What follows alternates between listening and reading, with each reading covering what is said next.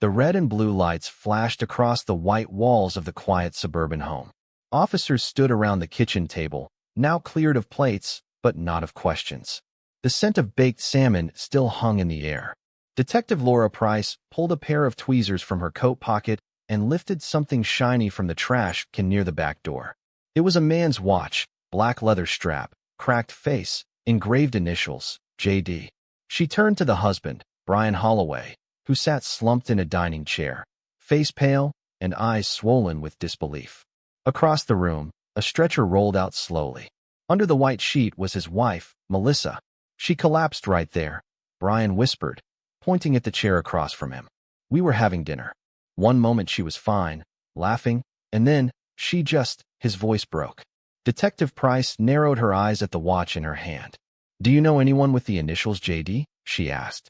Brian blinked, then looked up, confused. J.D.? That's Josh, Melissa's ex-boyfriend. The room fell silent. A cold breeze blew in through the open window. And then came the question no one wanted to ask. Why was his watch in their trash the same night Melissa died from poison? Earlier that morning, everything had been normal. Brian Holloway kissed his wife goodbye before heading to work. The sun was up, and Melissa stood barefoot in the kitchen, making coffee. She wore one of Brian's oversized shirts and had a way of humming softly when she was happy. That morning, she hummed. Brian, a sales manager at a local car dealership in Silver Grove, was running late. Dinner tonight, remember? She reminded him as he grabbed his keys. Got it. Your favorite. Baked salmon with lemon and dill. He winked. Don't forget the garlic butter potatoes, she called after him. Melissa spent most of her day working from home as a freelance graphic designer. The house was quiet, just the way she liked it. Around noon, she took a walk down Maple Street, waved to the neighbors, and even picked up a bottle of white wine from the corner store. Around 3 p.m., her phone buzzed. It was a text from an unknown number. I saw you yesterday. You haven't changed a bit. Jay? She stared at it for a long time. Her thumb hovered over the screen. She didn't reply. Instead, she blocked the number. But for the next hour, Melissa couldn't focus. The J had to be Josh Daniels, her ex from nearly 5 years ago. They hadn't spoken since the night he showed up drunk at her apartment, begging her not to marry Brian. That was the night she slammed the door in his face for good. But somehow, it seemed he wasn't finished with her. At 5:30 p.m., Melissa started preparing dinner. She marinated the salmon, peeled the potatoes, and set the table for two. She even lit a candle. The doorbell rang just after 6 p.m. Brian stepped in, shaking off the spring rain. Smells amazing, he said, taking off his coat. They sat down to eat. Melissa poured the wine. Brian complimented the meal. They talked about his day, her clients, their plans to go hiking over the weekend. Then, Melissa coughed. It started as a small one, then came another. She reached for her glass, but her hand trembled. Her skin turned pale. Her lips quivered. Brian stood up, panicking. Melissa? She couldn't speak. Her eyes widened. Her body convulsed once, then again, and then she collapsed, face first into the mashed potatoes. Brian called 911. The paramedics arrived within minutes, but it was already too late. Melissa Holloway was pronounced dead at 7:12 p.m. The autopsy, rushed because of the unusual circumstances, revealed traces of a rare substance, aconitine, also known as monkshood or wolfsbane, a highly toxic plant extract that could cause death in minutes. The police were immediately suspicious. Brian was the only other person home. But nothing else seemed off until Detective Price noticed the trash bag near the back door hadn't been taken out. Inside it was the usual: food scraps, used paper towels, and a broken watch. The initials on the back were unmistakable, J.D. At that moment, everything changed. Detective Price had seen many things in her 10 years on the force, but this was different. A clean house, a loving couple, a sudden death, and a piece of evidence that should not have been there. She stared at Brian. You said Melissa had no contact with her ex? None. Not for years. I swear. But his watch is here. I don't know how it got there. I haven't seen him in forever. And just then, her radio crackled. Detective Price, we've got something. The lab just called in. The voice was tense. Her hand tightened around the watch. She looked back at Brian, who was shaking, mouth slightly open. What did they find? She asked. But the answer didn't come right away, because just then, a loud knock came from the front door. A uniformed officer rushed in. "Detective, you're going to want to see this. There's something on the backyard camera feed." Everyone turned. And then the screen cut to black. The screen flickered to life again a few seconds later. The footage was grainy, but the backyard camera was clear enough to make out the timestamp. 5:42 p.m., just before Brian arrived home from work. Detective Price leaned in. The video showed the neat backyard of the Holloway residence, fenced, tidy, with a small garden in the corner. Nothing moved for a few seconds. Then, a figure appeared. A man, dressed in dark clothing and a hoodie pulled low over his face, slipped through the gate from the alley behind the house. He walked fast but cautiously, glancing over his shoulder once before disappearing out of frame, toward the back door. Detective Price hit pause. "Brian," she said carefully. "Do you recognize him?"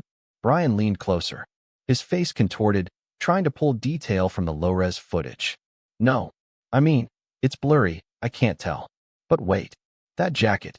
Melissa used to have a photo of Josh wearing one just like that." Laura exchanged glances with Officer Jenkins beside her. The same thought crossed their minds. This was no coincidence. But the strangest part?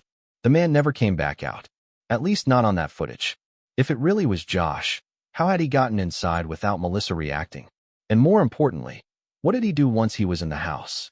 Detective Price turned to the forensic technician. "Check every camera nearby. Traffic cams. Neighbor doorbells. I want to know where he went after this." As officers swarmed the yard and house, Brian sat back down, staring blankly at the floor. "I don't understand any of this," he muttered. "Why now? We haven't heard from him in years. Melissa told me he moved to Oregon or something. That he was gone." The room grew quiet again. Price didn't respond. She just slipped the watch into an evidence bag and walked outside to make a call. 3 days earlier, Melissa had been at the grocery store on Chestnut Avenue, comparing brands of olive oil when someone bumped her cart. She looked up and froze. It was Josh. He looked almost the same. Messy hair, slight stubble, leaner than before. But his eyes had changed.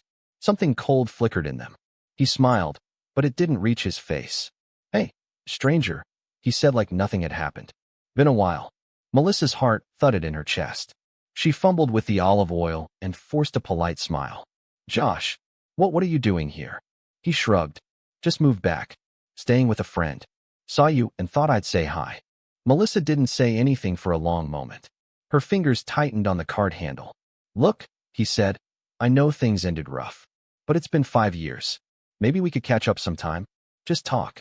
No pressure." She didn't respond. "I'm not here to cause trouble," he added softly. "I just never got to say goodbye properly." Melissa nodded, barely. "Take care, Josh." And with that, she walked away. That night, she told Brian about the run-in. She downplayed it, said it was random and weird but nothing serious. Brian, always the calm one, told her not to worry.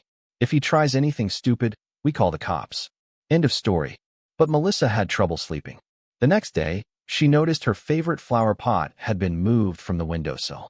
And the back door, which she always locked, was slightly ajar when she woke up. She brushed it off. Maybe she was just being paranoid. Detective Price stepped back into the house just as the forensics team finished sweeping the dining room. "Poison was in the wine," one of them said. "Only hers." His glass was clean. Brian looked up, stunned. "Wait, only hers? That doesn't make sense. I poured both glasses." "No," the text said. "She poured both. That's what the fingerprints say. But the poison was only in the glass she drank from." That sent a shiver through the room. So Melissa poured the wine, but only her glass was poisoned? It didn't make sense. Unless someone tampered with her glass after she poured it.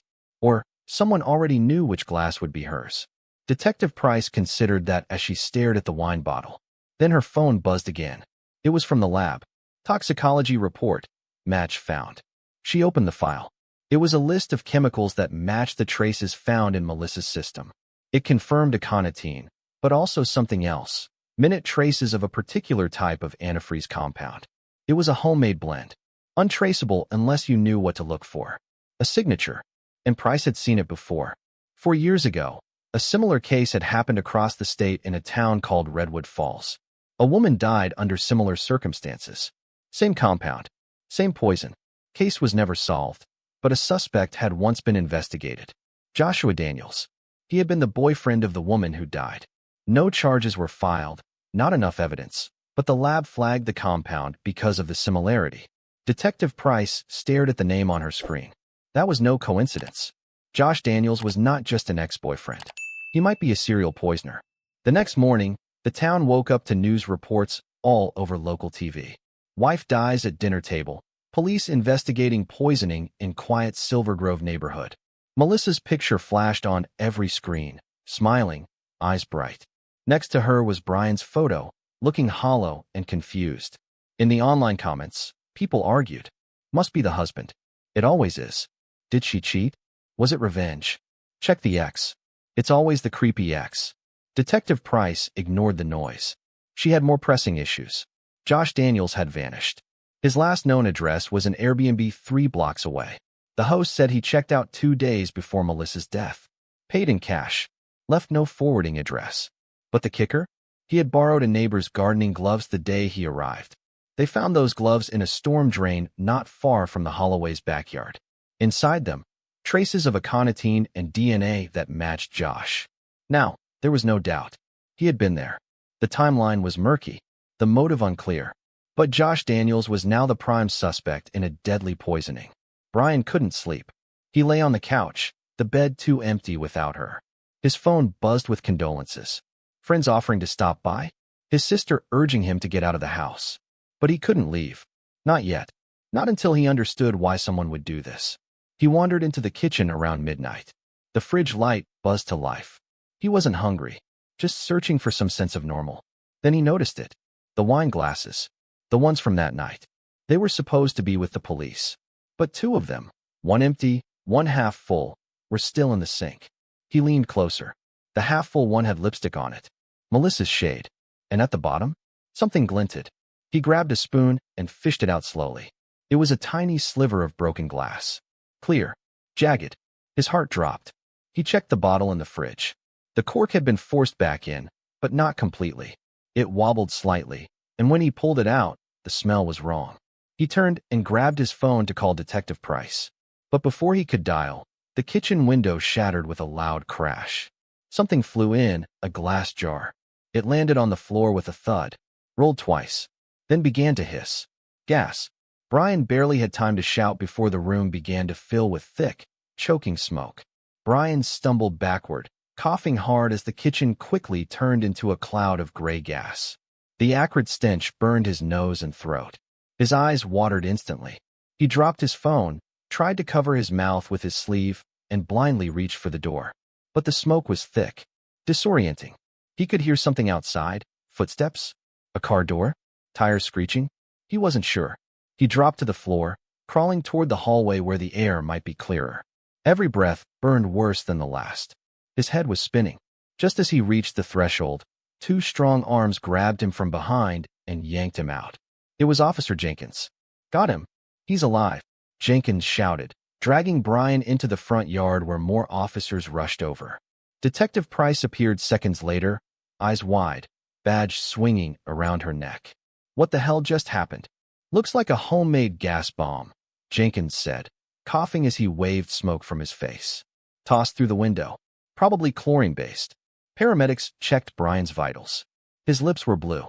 They put him on oxygen immediately. As the smoke cleared, the kitchen was wrecked. Cabinets scorched. Curtains melted. Glass everywhere. It wasn't meant to burn the house down. It was meant to send a message.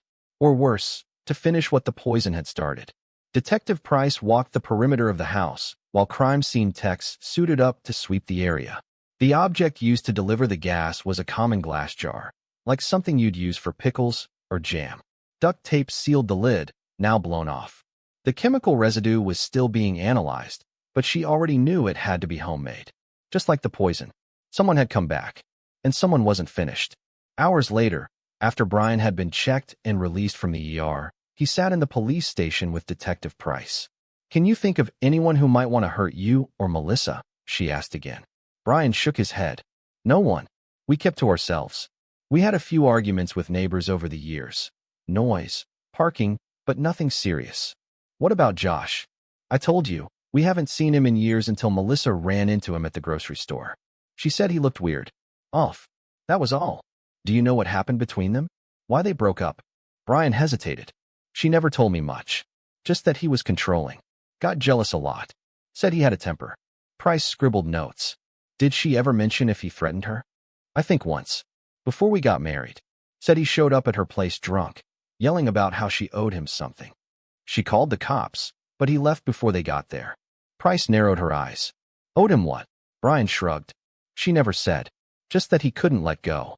Meanwhile, back at the lab, the analysis of the kitchen bomb came in. It was, in fact, chlorine and ammonia, creating toxic gas. But there was something else in the jar, a strip of torn notebook paper, partially burned. They carefully reconstructed it under UV light. For words, scrawled in black ink. You took her from me. Detective Price read it aloud. Her stomach twisted. It wasn't just about Melissa. Josh believed Brian had stolen her. This was personal. Back at the Holloway house, something else turned up.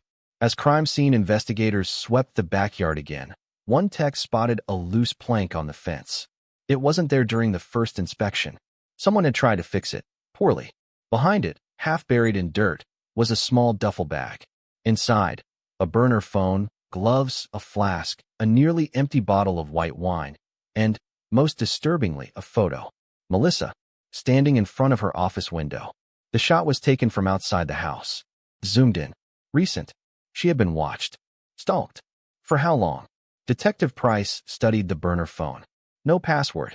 Recent calls, none. But texts? One thread stood out. It was sent to an unknown number. Everything is set. He'll be blamed. Finally, the message was sent at 4:12 p.m. on the day Melissa died. He'll be blamed. Price stood still for a long time. Josh Daniels hadn't just killed Melissa. He had planned to make it look like Brian did it. At the station, Brian was growing more restless. He paced the room, ran his hands through his hair, and stared at the cold coffee in front of him. I'm losing it, he muttered. First she dies. Then someone gasses my house. Now you're telling me her ex has been watching us for who knows how long? I swear, I didn't even know he was back. Price nodded. I believe you. But we still don't know how he got in that night. Or how he poisoned only Melissa's glass. Brian rubbed his eyes. What if he was already inside the house? Before I got home, that thought made Price pause. It's possible. Melissa was alone. If he had a key. Brian's face went white. What? She had a spare hidden in the garden, he said slowly. Under the fake rock near the porch. I told her it wasn't safe, but she said no one would ever find it. Price's mind raced. That would explain the lack of forced entry. The timeline. Everything. Josh could have let himself in. Waited. Slipped something into her glass. Left through the back. But then, why was his watch in the trash? That still didn't fit. Unless. The back door. What if he dropped it while sneaking out and Melissa found it? What if she recognized it and realized who had been in her house? That could explain why she looked so shaken during dinner. And why she suddenly stopped eating. Tried to say something. But it was too late. That night, Detective Price returned to her apartment with a heavy heart. She opened her laptop, stared at the case files again. Photos. Notes. Statements. Then, an idea hit her. She searched through old traffic camera footage near the Holloway's house on the night of Melissa's death. At 6:41 p.m., less than half an hour before the 911 call, one camera picked up a figure walking briskly down Pine Avenue, about 3 blocks from the house. The man had a hood up. His face wasn't clear, but he paused under a streetlight for a split second and looked up, just enough for a frame. Price zoomed in. It was Josh. Same eyes. Same scar on the chin. He was alive. He was close. And he was still watching. Across town, in a dusty motel room off Route 14, Josh Daniels sat on the bed with the TV on low volume. His hoodie lay on the chair. The burner phone lit up beside him. A message appeared on screen. Unknown number. They found the bag. You need to leave. Josh stared at it. Then he smiled. Cold, calm, patient. He picked up a second phone, the one he hadn't used yet. The one saved for just this moment. He scrolled through contacts until he reached one marked only with a single initial, M. Then he hit call. And someone answered. A woman's voice. Quiet. Calm. He whispered into the phone. They're getting close. And the voice replied. Then it's time to finish it. Detective Price couldn't sleep.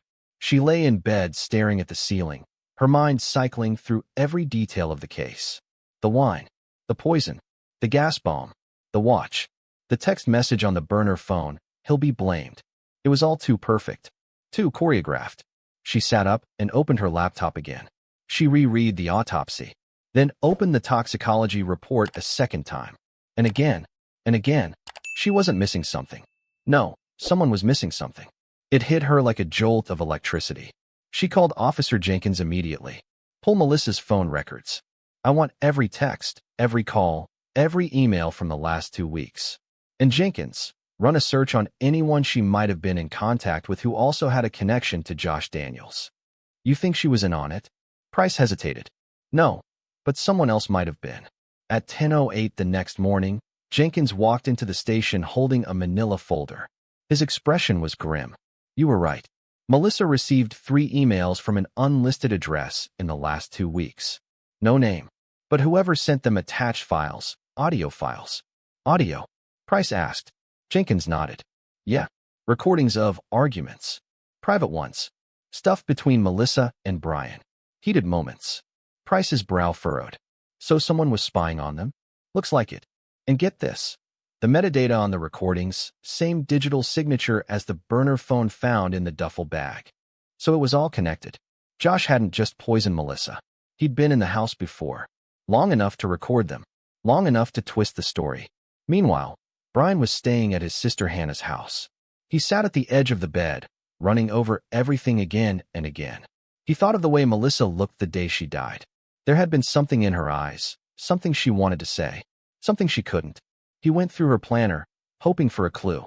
Then he noticed a sticky note stuck between 2 pages. It had an address on it. Lila's, Tuesday at 3 p.m. He stared at it. Lila was one of Melissa's old college friends. They hadn't spoken much in years. Why would Melissa meet her? He called Detective Price. There's something here. I think Melissa met with someone before she died, someone named Lila. It might be important. That afternoon, Price and Jenkins drove to the address. It was a small wellness center on the edge of town. A yoga studio, cafe, and small offices on the 2nd floor. They found Lila in one of the upstairs rooms, kneeling by a low desk with healing crystals and herbal teas lined up neatly. She looked surprised to see them. Melissa? Yeah, she came by last week, Lila said, brushing back her curls. Said she needed to talk to someone who wasn't in her world, you know? She was scared. Of what? Price asked gently. Lila hesitated. She didn't say exactly. Just, she said someone was following her. She thought maybe she was being watched through her devices. Even her laptop. She seemed paranoid, but also really sure. She kept asking me about data encryption, about how to wipe things clean. Jenkins raised an eyebrow. Did she say who was following her?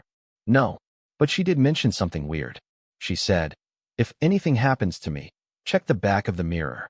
Price froze. What mirror? She didn't say. Just that it was the only place she felt safe hiding things. They rushed back to the Holloway home. The forensics team had already cleared the main areas, but Price went straight for the bedroom. Melissa's vanity stood by the far wall. It had a large oval mirror framed in wood. Price ran her hands around the edges, then gently pried it forward. A tiny envelope had been taped to the back. Inside, a flash drive. She inserted it into a department laptop. Inside were 2 files. One was a journal entry, a video recorded by Melissa. She sat on the edge of the bed, her face pale, her voice shaking. If you're watching this, something's happened. I don't know who to trust. A few days ago, Josh showed up. He said he just wanted to talk, but I know it's more. I found his watch in the hallway after he left. I think he came back. I think he's planning something. He said he still loved me. But the way he looked at me, it wasn't love. It was obsession. If I disappear, it wasn't Brian. Please believe me. Price leaned back, chills crawling up her spine. The second file was a document, an email draft. Unsent. It was addressed to M. It read, I don't know why you're helping him, but you're not who I thought you were. If you have any humanity left, stop this. Before it's too late. M. That same letter she saw in Josh's second phone. Melissa knew someone else was involved, and she had tried to warn them. At the same moment, across town, Josh Daniels paced in his motel room. He knew the police were close. Too close. He had planned every step. The poison, the wine, the frame job. The gas bomb was just the icing. He wanted Brian to crumble. He wanted him to be blamed and broken. But now the news said Brian had survived. Worse, Detective Price was smarter than he expected. He looked at his phone again. No new messages. He called the same number, marked M. No answer. He called again. Still nothing. Josh's breathing grew heavy. His hand trembled as he dialed one last time. This time, someone picked up, but it wasn't a woman's voice. It was Detective Price. "Hello, Josh," she said calmly. There was silence. Then a click. He hung up. But now he knew. They were onto her. Back at the station, Price turned to Jenkins. "We've got one more player. A woman. Someone Josh trusted. Someone Melissa knew." Jenkins frowned. "You think she's still here? In town?" Price's eyes narrowed. "Not for long. But we're going to find her." Jenkins rubbed his jaw. "Got a list of Josh's old contacts. One name stands out. Megan Tierney. She worked with Melissa at a design firm 3 years ago. They were friends, until something happened. No one knows what." Price snapped her fingers. That's her. Find her. Now." Jenkins picked up the phone. At 7:14 p.m., a clerk at a rental car agency near the interstate called the police. A woman had come in, paid cash, and taken a silver Hyundai. Her name? Megan Tierney. The car was heading west. Within the hour, Price had issued an APB. The net was closing. But the story wasn't over yet. That night, as Price stared at the map with pins marking sightings of Josh and Megan, she got another call. This one chilled her to the core. It was from Brian. His voice was a whisper. Shaky. Terrified. "Detective, someone just left a package on my sister's doorstep." Price stood immediately. "Did you open it?" "I didn't have to," Brian said. "It had a note." "What did it say?" There was a pause. A beat of silence. Then, "You buried the wrong person." Detective Laura Price arrived at Hannah Holloway's home less than 10 minutes after Brian's call. The flashing lights of her unmarked car lit up the driveway as she jumped out, already slipping on gloves. The scene was tense. Neighbors peered from behind curtains, sirens hummed low, and Brian stood on the porch clutching a folded note in his trembling hand. "Where's the package?" Price asked, her voice low and sharp. Brian pointed to the welcome mat. A small brown box sat there, sealed, silent, unassuming. But the weight of it felt heavy in the air. Jenkins approached with the bomb squad behind him, ready for anything. They x-rayed the box right there on the porch. No explosives, just a small black urn. And taped to the top, a photo of Melissa. But it wasn't the photo that stole everyone's breath. It was the writing scrawled over her face. "You love to lie." Detective Price opened the box herself once it was cleared. Inside, nestled in black fabric, was the urn and another note. This one was different. Typed. Cold. Final. "You buried her like a saint. But saints don't steal. Melissa was mine. And now she's no one's." Price's hands curled into fists. The man was unraveling. His ego bleeding into madness. And still, Megan was missing. They had tracked the silver Hyundai for over 100 miles before it vanished near a truck stop west of Clearwater. Surveillance footage showed Megan parking the car and climbing into the passenger side of an 18-wheeler. The driver? Fake license. Disposable phone. She was gone. Or so it seemed. 3 days later, in a sleepy lakeside town in Oregon, a woman checked into a roadside inn under the name Claire Madsen. She paid cash. No ID. Wore sunglasses. Looked like someone who had been running a long time. The receptionist watched her sign in. Her hands trembled slightly. Later that night, a hiker stumbled across a burnt-out sedan in the nearby woods. Inside, remnants of paperwork, singed clothes, a small laptop hard drive smashed beyond recovery. But no body. No blood. No sign of Megan. She had staged her own escape, one final ghost in a game of shadows. Back in Silver Grove, Brian was cleared of all suspicion. The court declared the death a homicide, and the investigation into Josh Daniels remained open, with a nationwide manhunt in effect. Melissa was buried a second time, this time with the truth known. But still, something gnawed at Brian. Something deeper than grief. In the weeks after her funeral, he returned to their home once, just once, to gather what was left. Clothes, keepsakes, letters. And then he found it, tucked behind a loose brick in the fireplace. A letter, written in Melissa's hand. "Brian, if you ever find this, it means I didn't stop him in time. I wanted to tell you everything sooner, but I thought I could end it quietly. Josh wasn't acting alone. Megan was helping him. She said it was justice, but it was all twisted. They blamed me for something that wasn't mine. Years ago, before I met you, Josh got involved with people, dangerous ones. He stole something, and when he was caught, he told them I was part of it. I wasn't. But Megan believed him. She thought I betrayed them both. So she joined him. I tried to make it right. I thought I could disappear from that life. But the past doesn't disappear. I'm so sorry. Please don't remember me like this. I loved you. With everything I had. M****. Brian sat on the floor for a long time, the letter pressed to his chest, Melissa's wedding ring in his palm. It had never been just about love or jealousy. It was about revenge, manipulation, and the false stories we tell ourselves to justify unforgivable things.